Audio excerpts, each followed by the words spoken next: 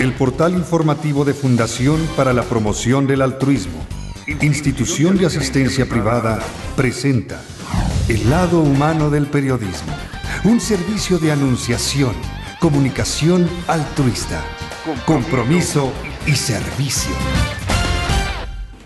Hola, ¿qué tal? ¿Cómo están todos ustedes? Me da gusto saludarles. Esto es Anunciación TV y ahora vamos a hablar, para quien quiera escuchar, el tema de los derechos del concebido. El primer derecho humano es el derecho a nacer. Todo fue creado antes de que un bebé se gestara en el vientre de una mujer y todo lo creado es para él.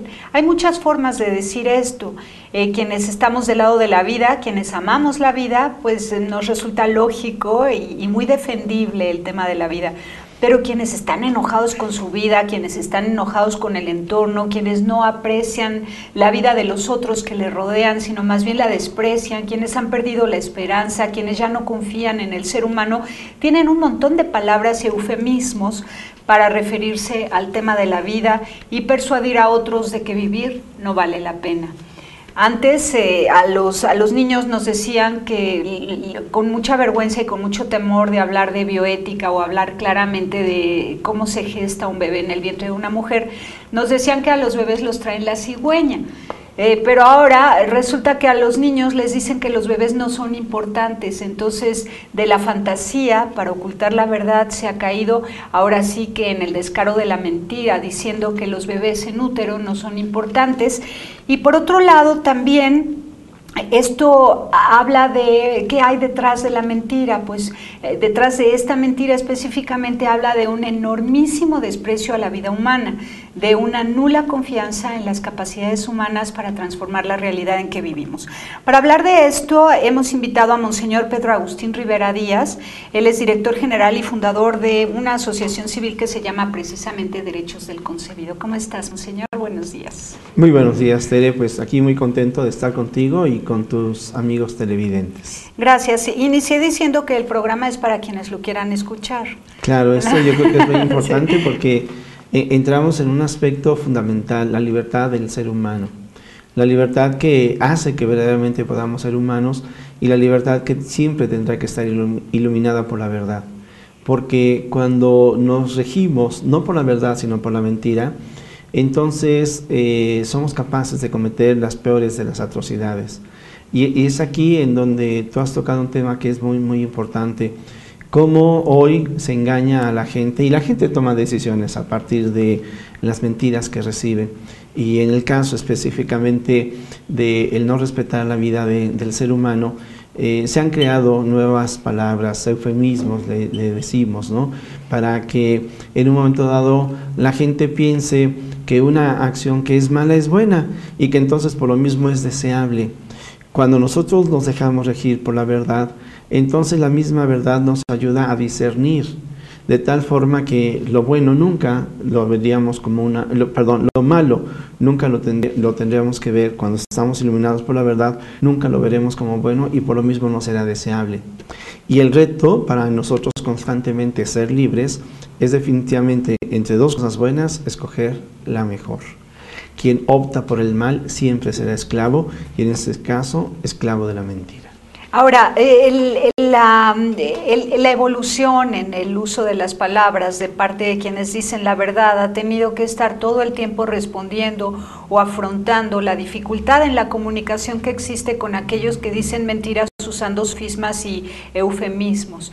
Entonces hemos tenido que inventar palabras. Por ejemplo, ya no se llama una clínica de aborto, sino que claramente decimos es un abortorio. No puede ser clínica si la clínica en su origen es donde trabajan los médicos y las enfermeras para buscar la salud y la vida del paciente, ¿no? Sí, y aquí hay que decir que efectivamente no es que nosotros tengamos que inventar palabras para describir lo que ya es. No, en sí la palabra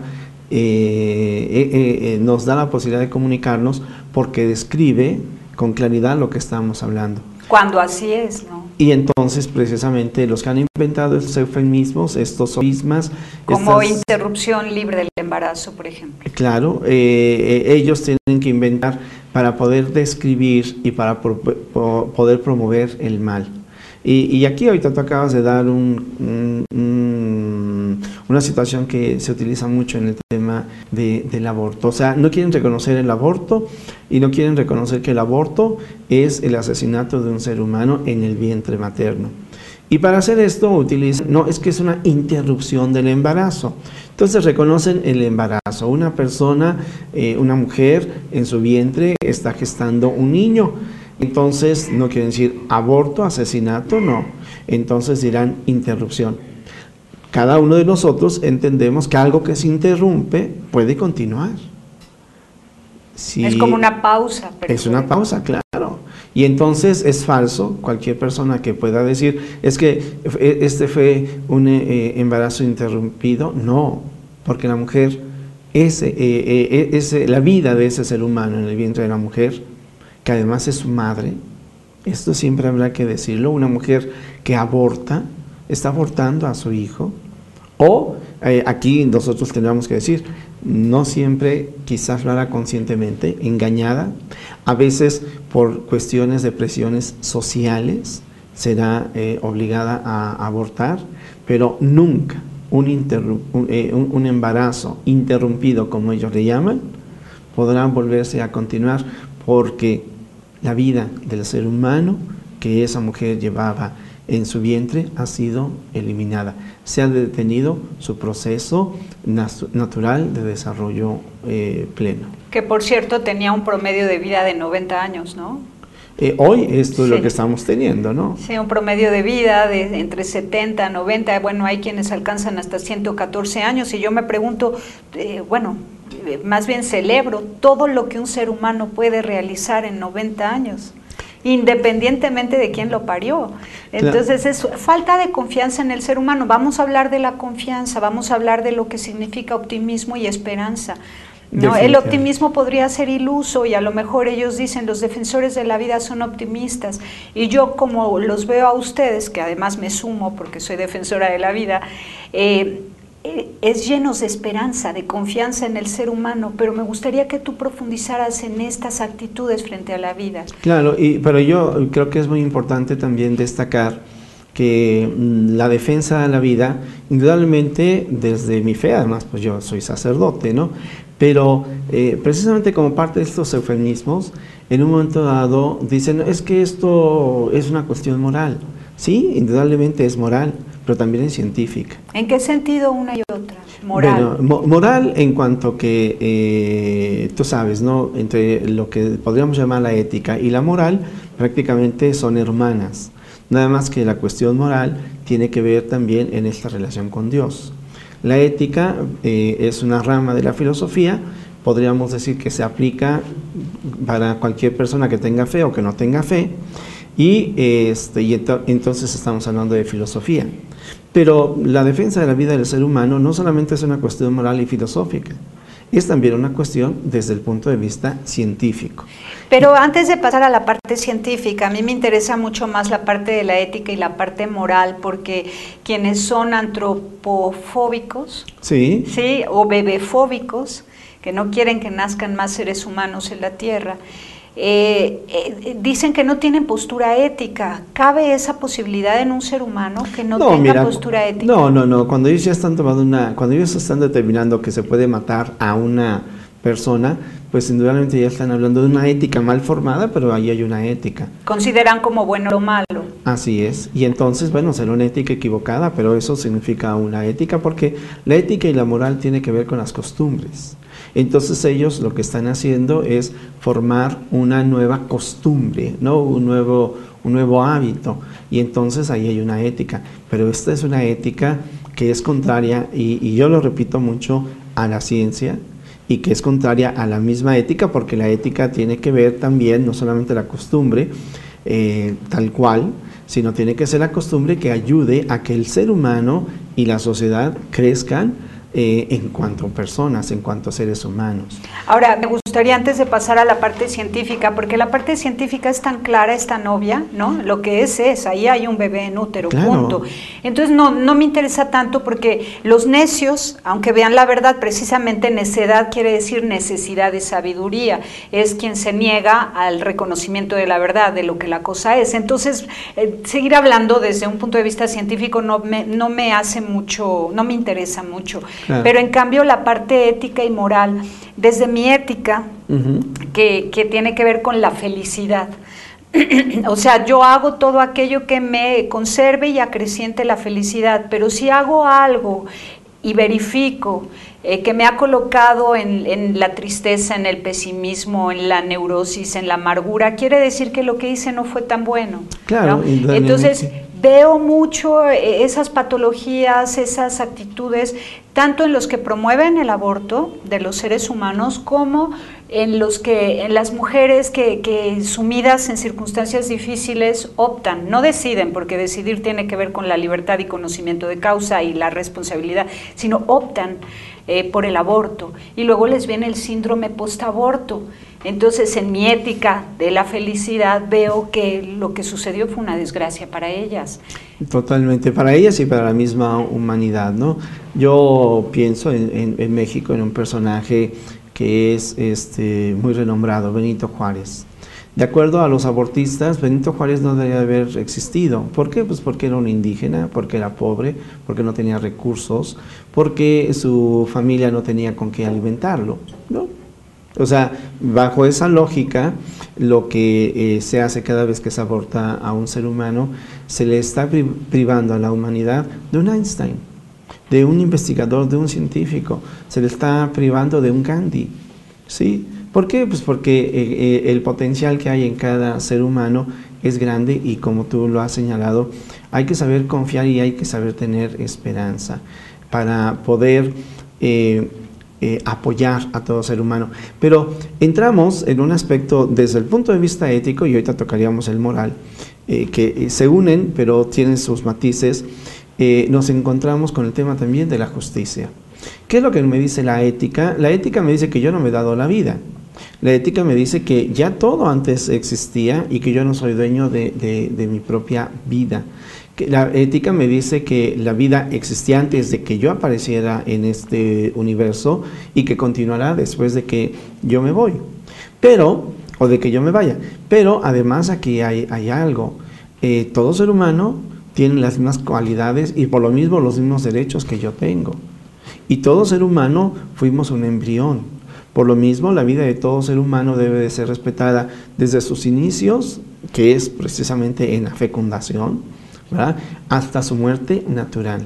Ahora, ante este discurso, los como dije, antropofóbicos o bebefóbicos dicen, ¿y quién va a cuidar a esos bebés que nacen? Volvemos.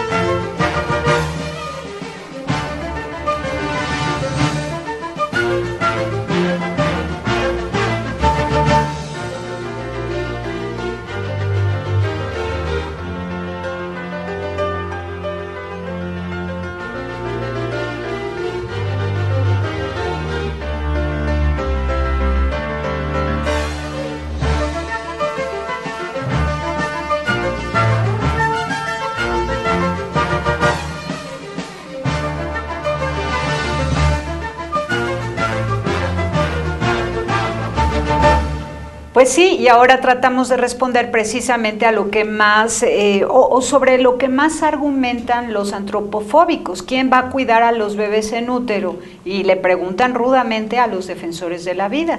Claro, bueno, de alguna manera entramos de nuevo en la mentira. Es una forma en la que se desvía la atención sobre lo esencial. Lo esencial es de que ahí hay un ser humano, y la vida de todo ser humano debe de ser respetada. Y estamos hablando desde un punto de vista ético y hablábamos de justicia. Ciertamente nosotros sabemos que hay más de 1.000 millones de personas en el mundo que carecen incluso de lo indispensable. Pero revisemos cuánto se gasta en investigación espacial y cuánto se gasta en las guerras, en las armas, y entonces nos daremos cuenta que esta pobreza podría ser atendida y resuelta. Y que entonces realmente podríamos estar generando un bienestar para todos. Económicamente es posible, sin embargo ahí hay una injusticia. El asunto es de que se busca la igualdad no para todos, sino para los que son de mi grupo, para los que me convienen a mí. Entonces también aquí ocurre lo mismo. ¿Quién va a atender a estos niños? Mira, por ejemplo, la respuesta inmediata de un defensor de la vida sería: eso a ti no te importa, tú no mates, que yo me encargo de ver qué pasa después. Sí, porque para empezar, porque los antropofóbicos no estarán dispuestos a buscar el desarrollo humano de nadie, ¿no? Claro, o sea, que quién, no te preocupes, hay soluciones. Y una de las soluciones es, en un momento dado, mejor que el aborto, dar en adopción. Tantas personas que hoy están casadas y no pueden tener hijos, tantas personas que tienen recursos suficientes como para poder sostener una familia numerosa, que nunca el aborto será una solución, porque no solamente se mata la vida de un ser humano, sino que se daña también la vida de la mujer. Y a fin de cuentas se destruye la familia y se destruye a la sociedad. El aborto, los daños que genera, repito, nunca el aborto será una solución. Entramos en las mentiras.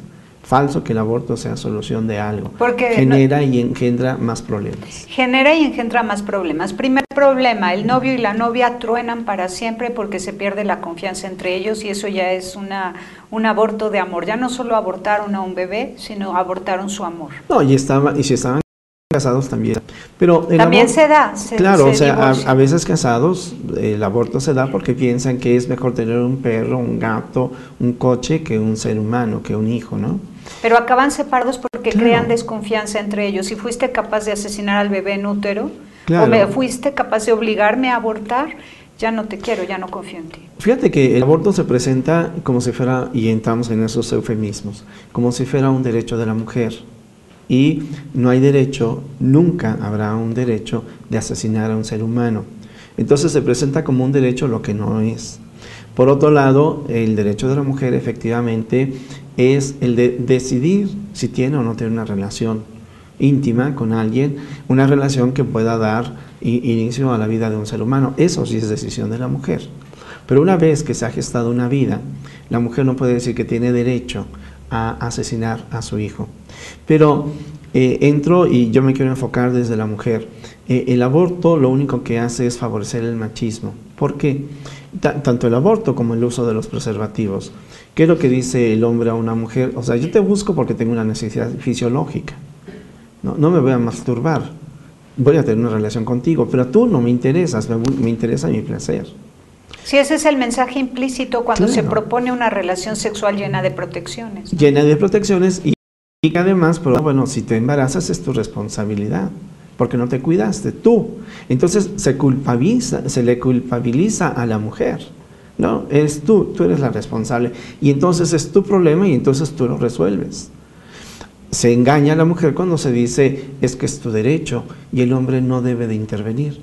Porque a mí me ha tocado también encontrarme hombres que sufren porque su mujer o su novia tomó la determinación de abortar. Que incluso en ocasiones puede ser la hermana o el papá, es decir, el hermano, la hermana, el papá, que quieren proteger a la mujer. Y que aunque la mujer pudiera sentir que no debe de tener a su hijo, que no lo puede tener, en su entorno familiar hay quienes quisieran apoyarla para que no abortara y tener también al niño. No solamente la mujer que aborta experimenta dolor. Pero retomamos esto que yo decía, es una afrenta y un atentado en contra de la mujer cuando se le dice que es derecho suyo y solo de ella el de abortar, porque entonces al hombre se le está diciendo, tú deslíndate, tú aprovecha y utiliza a la mujer. Si se embaraza, ella a ver cómo lo resuelve, porque tú pues no debes de meterte en un asunto que es propio. Entonces la visión es, la mujer está para el placer del hombre, ¿no? Sí, lo mismo cuando se manipula a las mujeres y se les dice, no te embaraces, no eres incubadora. Así es. Es un atentado a la maternidad, a la feminidad, a las ilusiones, a los sueños de una pequeñita que ha crecido, que se ha hecho mujer y que tiene derecho a experimentar el ser co-creadora. Tiene derecho a embellecerse, a hermosearse con el embarazo, con la maternidad, a madurar como ser humano, en ese amor generoso e incondicional que se puede dar de una madre a un hijo si hay salud mental y emocional. Entonces, el decir, no te embaraces, no eres incubadora, tienes derecho a decidir, otra manipulación muy fuerte, cuando decidir es cosa de adultos, ¿no? Es cosa de gente inteligente y preparada. Claro. Y se le dice, tienes derecho a decidir al referirse a la opción abrupta del aborto. Claro, además, aquí también se pretende presentar el embarazo de una mujer como si fuera una imposición de la sociedad, una sociedad, y así lo dirán, machista en contra de la mujer. No, lo natural, y aquí entramos en la grandeza, en algo que es peculiar de la mujer, un don que los hombres no tenemos. Solamente la mujer es la que puede llevar en su vientre a un ser humano. Y en esta dimensión, la humanidad es una sola, tiene como dos caras de una misma moneda, lo masculino y lo femenino, el hombre y la mujer. Al hombre no se le ha dado ese don, solamente la mujer tiene el don de la maternidad. Y entonces esta es una peculiaridad que dentro de lo que es la especie humana es la grandeza de la mujer, que todos los seres humanos, hombres y mujeres, todos los que existimos, hemos nacido de una mujer. Del vientre de una mujer. Ahora entiendo, quizás el discurso del género, que trata de suprimir las diferencias entre hombre y mujer, quiere comprobar que esto es verdad, privando a la mujer de la dicha, al manipularla, de apreciar el don de la maternidad y abortar a los bebés que tienen en el vientre. Sí, claro. Es como para comprobar, ya ven, somos iguales hombre y mujer, ni ellas ni ellos se embarazan. Sí, entramos de nuevo en el eufemismo, en este caso de la palabra género, ¿no? No se quiere hablar masculino, femenino, macho y hembra, hombre y mujer, pero esto no existe en la naturaleza. La verdad es de que estas confusiones existen en la mente. El XX y el XY, propio del hombre y de la mujer, ellos no tienen problema y no tienen ningún problema desde el momento en que en el momento de la concepción queda definido precisamente no el género, sino precisamente el sexo, hombre o mujer. Y bueno, esto será importante. Por otro lado, también a veces todas estas campañas del género y de un feminismo radical, no integral, quisieran no destacar la riqueza de la diferencia que nos hace complementarios entre el hombre y la mujer, sino lo que pretenden es hominizar a la mujer. Es decir, todas tus cualidades, o muchas de tus cualidades, córtalas, recházalas. Es decir, no te ames, despréciate porque eres mujer, ¿no? El destino se confabuló en contra tuya. Entonces, el hombre se emborracha, emborráchate. El hombre tiene relaciones sexuales cuantas quieras, pues tú también tienes relaciones cuantas quieras. El hombre no se embaraza, tú si te embarazas, aborta, ¿no? Entonces, en ese proceso de hominización, es otra forma de atacar a la mujer. Y yo repito, entonces lo que se hace es fomentar el machismo. No se le libera a la mujer, se le esclaviza. Y es que normalmente el pensamiento idealista siempre tiende al absurdo, ¿no? Siempre tiende a la negación de la realidad, por eso se le llama idealista. Es Claro, querer que las decir cosas sean como las piensa. Y también son los promotores del constructivismo. Las cosas son como yo quiero que sean, no como la naturaleza lo dice, no como es en realidad, sino como yo provoque que sean, ¿no? Claro. Tiene su raíz en un idealismo que ya no cabe en una mente práctica como la que corresponde al mundo de hoy, donde se reconoce lo que la cosa es. O sea, los idealistas que van tomando posturas radicales como estas, el feminismo exacerbado que quiere que hombre y mujer seamos iguales, esa raíz idealista ya suena hasta ridículo en los tiempos de hoy. Claro, y lo curioso es que ellos no van a decir que son idealistas. Pero es que es obvio. Claro, pero para ellos son pragmáticos y evolucionistas y quién sabe cuántas otras cosas. Pero aquí entramos en un tema que me parece muy importante, que sería la ecología. Y yo diría la ecología humana. Hay un adagio: guarda el orden y el orden te guardará. Cuando nosotros no respetamos la ecología en el mundo, conocemos cómo todo se revierte en contra del hombre. Otro adagio que dice: Dios siempre perdona, el hombre a veces perdona, la naturaleza nunca perdona. Todas estas ideologías de género, al no respetar la ecología humana, la ecología del hombre, de la mujer, no solamente en lo físico, sino también en lo psicológico, en lo emotivo, en una visión integral, bella, de lo que es la mujer y de lo que es el hombre, entonces genera todos estos trastornos en la mujer, en el hombre y en la sociedad. En el caso de la mujer, cuando la mujer vive despreciándose a sí misma, muchas veces terminará precisamente en el suicidio, en el alcohol, en una vida llena de tristeza y de amargura. Nos vamos a encontrar entonces familias que se desintegran, nos vamos a encontrar seres humanos, ya que en este caso hablaría yo de hijos, que al no sentirse amados se convierten en psicópatas. Y no estoy hablando de ideas, sino realidades. Veamos la sociedad americana. Así es, y la sociedad mexicana, porque estamos pegaditos. Porque por ahí y es que estamos asumiendo estos valores y estos engaños. Estos valores que están antivalores, totalmente tergiversados. Decimos de antivalores cuando lo último, lo menos importante, lo traemos como si fuera lo más valioso. Es el caso de los placeres, las cosas, el dinero, los bienes materiales, hasta adelante, atiborrados en el corazón humano, son precisamente aquello a lo que llamamos antivalores, cuando lo último, lo más despreciable, se ha vuelto lo más importante. Volvemos.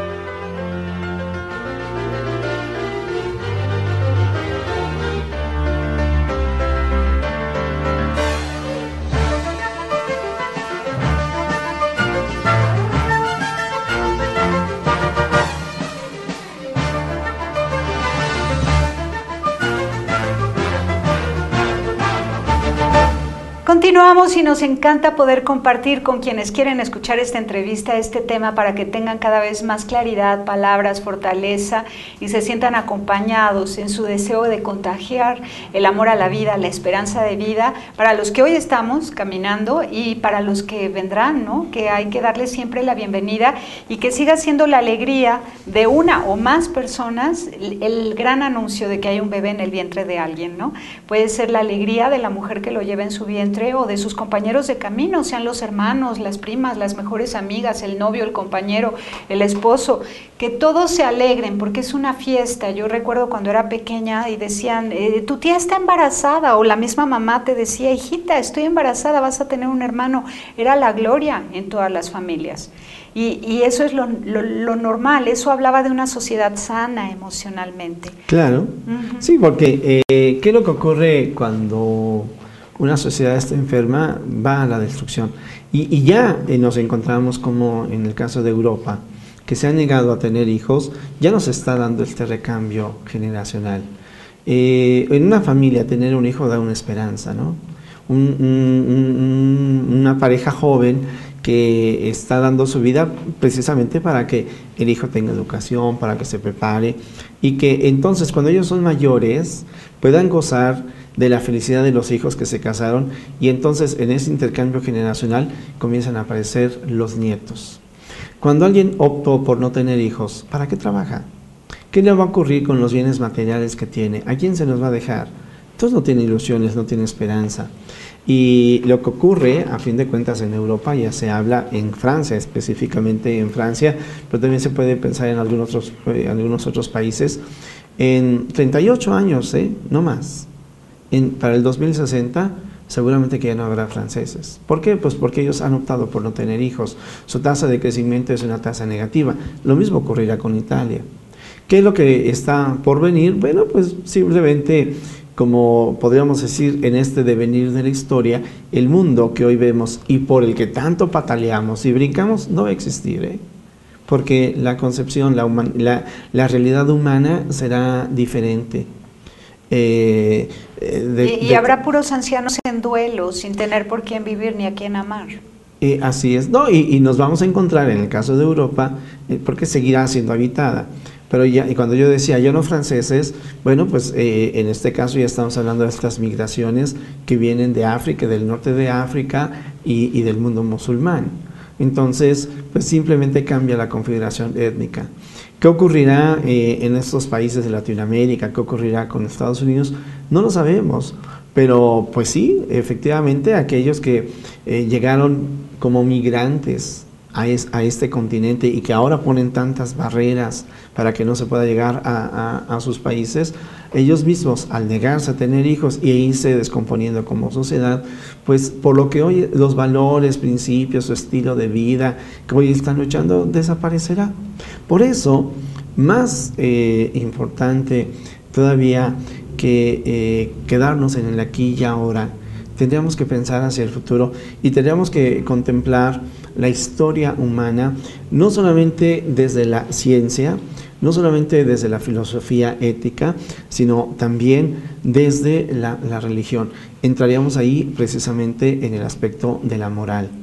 La moral. Y muy justo hablar de la moral y de la religión ante un pueblo mayoritariamente católico, si este programa se ve en México y en América Latina. No, y además yo quisiera decir, incluso como un aporte, incluso, y aquí indudablemente yo lo hago como sacerdote, pero yo soy muy consciente que, por ejemplo, la moral cristiana católica no la tienen los anglicanos, no es la misma.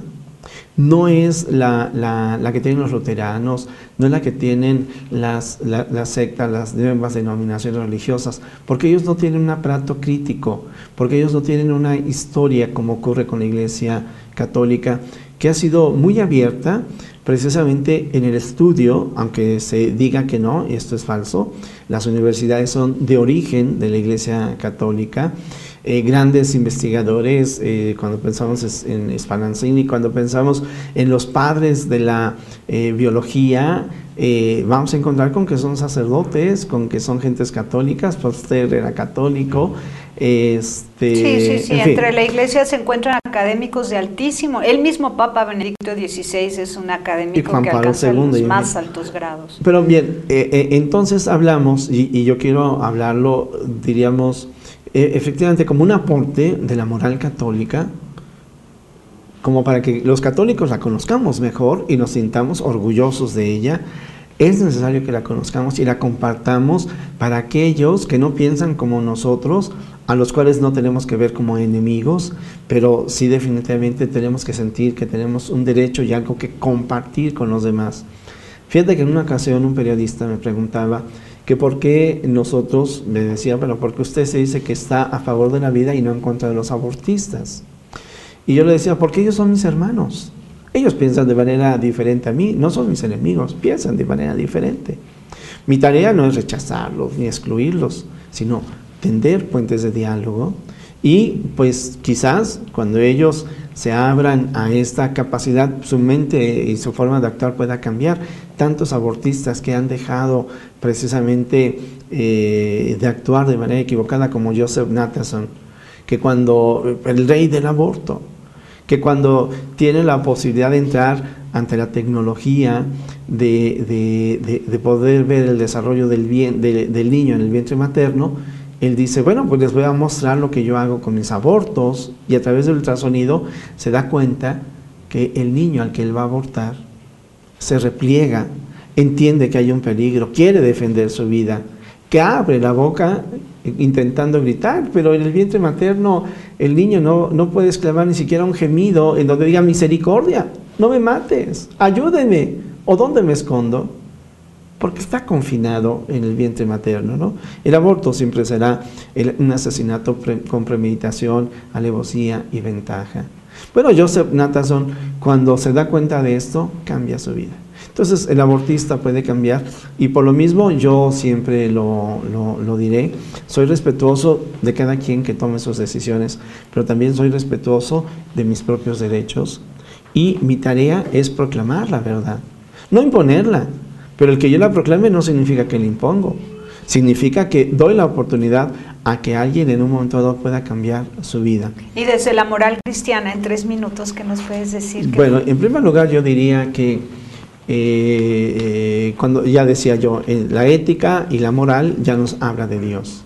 Bueno, tan importante es la vida del ser humano que hay que recordar que Jesucristo también fue embrión.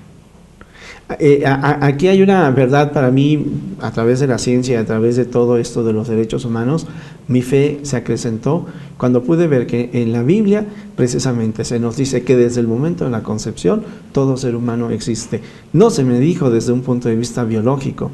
Quiero decir que además de sacerdote yo soy químico, que desde que estaba yo en la preparatoria el tema de la vida me fascinó, y no se hablaba del aborto, sino que simplemente la verdad me encanta, me entusiasma. Y cuando esta verdad científica queda iluminada por la fe, bueno, tiene una dimensión extraordinaria. Debemos amar y respetar la vida de todo ser humano porque Dios mismo también quiso ser embrión. Y ahí teológicamente se nos está diciendo, podemos hacer a un lado ya cualquier discusión de la que quisiéramos. ¿En qué momento se encarna, en qué momento se hace presente Dios en la historia? En el momento de la anunciación. Y de una forma muy bella y poética y con pocas palabras, el Espíritu Santo con su poder te cubrirá. Desde ese momento María es madre, ¿sí? Desde el momento de la concepción, un ser humano comienza a existir, y si ha sido concebido en el vientre materno, desde ese momento la mujer es madre, aunque tarde 1 o 2 meses en darse cuenta. Porque su cuerpo, todo ello, le estará diciendo, eres madre, la vida está engendrada en ti, a través de ti un ser humano va a surgir, pero no un ser humano cualquiera, tu hijo. Y si tú lo quieres, lo apoyas, ese hijo será la más grande de las obras humanas en la cual tú has participado. Así es, la más grande de las obras humanas, y la voz de Dios muy elocuente que dice, yo creo en ti. No es el ser humano que dice, Señor, yo confío en ti, sino es Dios que le dice a la mujer, yo creo en ti. Y entonces lo más elocuente de esta palabra es el bebé en el vientre de la madre. Claro, y yo aquí involucraría también al hombre. Sí, claro, ¿no? claro. Al hombre y a la mujer. Ciertamente el hombre vive de una manera diferente el embarazo de su esposa. Pero es un testigo cercanísimo, íntimo de esa elocuencia de Dios. Y es que ha participado y es corresponsable. En el tema del aborto, en el tema de la vida, siempre habrá que pensar hombre y mujer, matrimonio, Tienes familia. toda la razón. Porque incluso en este caso José, aunque no fue quien depositó el semen en el vientre de la Virgen María, José tomó el lugar que corresponde solamente a un maravilloso ser humano que se da cuenta del discurso de Dios en ese embarazo. Y ese puede ser cualquier hombre que sea capaz de amar a una mujer que lleva un bebé en el vientre o que ya es madre y tiene a sus hijos creciendo. Pues te agradezco, Padre. Ya nos vamos. Pues sí, mira, el tiempo ha sido muy corto, pero pues verdaderamente yo he disfrutado mucho este programa y estoy seguro que también mis amigos, quienes nos están viendo, tus amigos, y seguramente que muchos estarán pidiendo que se repita el programa. De inmediato queda en la reproducción del canal de Anunciación TV. Lo sé, pero tú tienes también, eres una excelente conductora, conoces también mucho sobre el tema y he quedado yo también muy contento por la forma en la que se ha llevado. Creo que hay muchas cosas interesantes que hacen que este programa para todos nuestros amigos televidentes sea muy importante y ojalá lo reproduzcan muchas veces. Y además, ojalá que vuelvas a venir y sigamos platicando de la vida porque el tema no se agota. Claro que sí, con mucho gusto. Muchas gracias. Dios te bendiga. Pásela bien haciendo el bien. Hasta la próxima. Sí hay soluciones. Aquí, en el portal informativo de Fundación para la Promoción del Altruismo, Institución de Asistencia Privada. El lado humano del periodismo. Un servicio de anunciación, comunicación altruista. Participa en Facebook. En todo México somos hermanos. Y síguenos en Twitter, @TodoMéxicoSomos.